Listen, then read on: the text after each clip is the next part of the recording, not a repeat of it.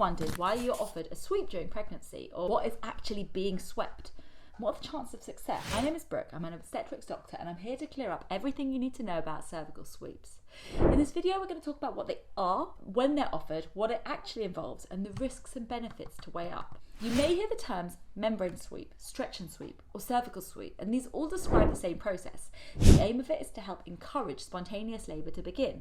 Usually we expect labour to begin anywhere between 37 and 42 weeks of pregnancy, and if you haven't had your baby by around 39 to 40 weeks, your midwife may offer you a sweep. What happens during a membrane sweep? So this is a procedure that involves a midwife or a doctor carrying out a vaginal examination. So they're putting a gloved finger inside the cervix, the neck of the womb, which sits at the top of your vagina. They'll then make a circular sweeping movement, and the idea is to part the membranes of the amniotic sac that surrounds the baby from the cervix itself, encourage the production of the hormones that help to get labour going. It can be carried out at home or at an antenatal clinic. The aim of doing this is to encourage your body to release hormones called prostaglandins, and these hormones can help to kickstart labour by softening and ripening the cervix and stimulating contractions to start. It's not the same as an induction of labour, that's quite a different process, although it can form part of an induction of labour.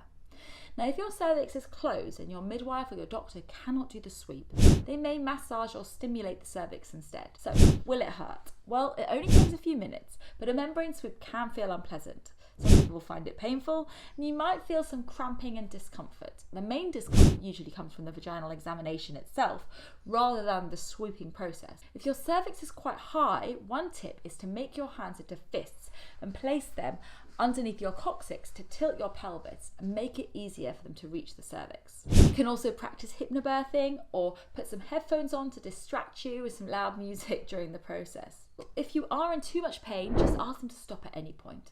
After the procedure, you might have a bit more cramping or the start of some contractions, and you might get some light bleeding or bloodstream discharge. You might even see your show. I've got another video that can help you to understand if you're in labour and how else to encourage labour to begin. So when will you be offered a membrane sweep? Well, it's usually offered in the UK at your antenatal visits after 39 weeks. Sometimes if you've got another medical condition that can make a prolonged pregnancy more risky, like diabetes for example, they might offer you sweeps earlier in the hope that you could avoid an induction of labour and get started with that process earlier. If your labour doesn't begin after your first sweep, you'll usually be offered another at your next appointment.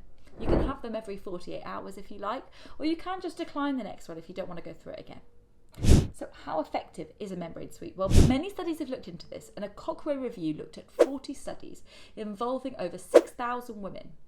Compared with doing nothing or having a fake sweep, those who had a membrane sweep were more likely to have a spontaneous onset of labour, and they were less likely to have a formal induction of labour. This review also found no clear difference that this group that had this sweep had a higher rate of caesarean section or instrumental vaginal births or any other complications. So what does this mean? Well, membrane sweeping does appear to be effective at getting labour started, but there wasn't a significant effect on the rate of unassisted vaginal birth. So membrane sweeping can reduce the risk of formal induction of labour, but you might need assistance in the delivery. This review also looked at women's satisfaction with membrane sweeping, and women reported feeling positive about membrane sweeping. Whilst acknowledging that it might be uncomfortable, they felt that the benefits outweighed the harms, and most would recommend it to other people. The time that it takes for a membrane sweep to work varies, but the aim is to get labour started within 48 hours of the sweep. So if it hasn't worked by 48 hours, then the procedure can be repeated. Do you have to have a membrane sweep? Well, your doctor or your midwife will ask you for your consent before having a membrane sweep.